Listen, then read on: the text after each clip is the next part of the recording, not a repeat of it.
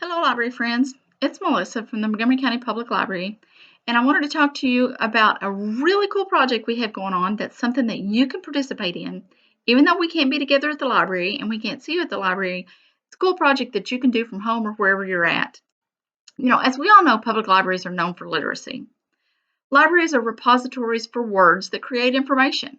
It's about the hopes, the dreams, and the histories that have been experienced by individuals, communities, and all of society. At this moment in history, it's probably the most unordinary time of any of our lives. And yeah, we're really sad that we can't be with you all, or that we can't be together, or we can't provide information in person. And we're doing our best to be able to provide information to you digitally. We tell you how you can get to things from our Facebook page, we tell you about it on our website, but we do miss it. However, one thing you can do for us, with us, and as a community is to create information. Eliza Jane McGowan wrote what I consider to be one of the most interesting pieces of literature in our library. She maintained a small diary, or a journal, that started just before the Civil War.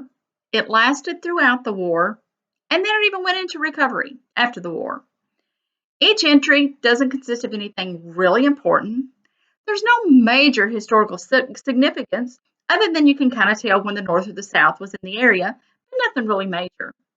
But what she did do was manage to leave a small, accurate glimpse of what the people in our community were experiencing at that time.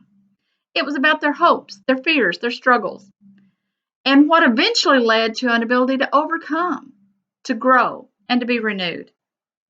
Now is our time to leave a message for future generations, maybe even a note to ourselves. This is a chance to take notes, make a journal entry.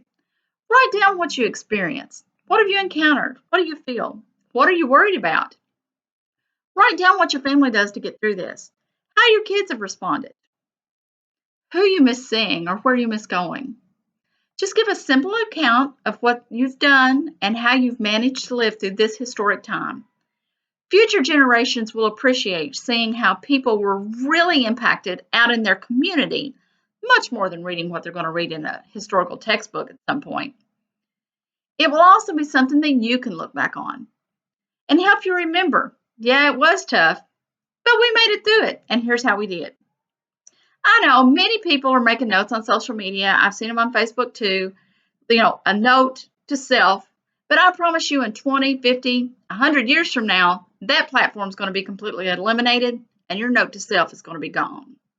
However, your printed words, no matter how minimal or cruel or crude or whatever you've written, have a much better chance to live on and tell others about this moment in history.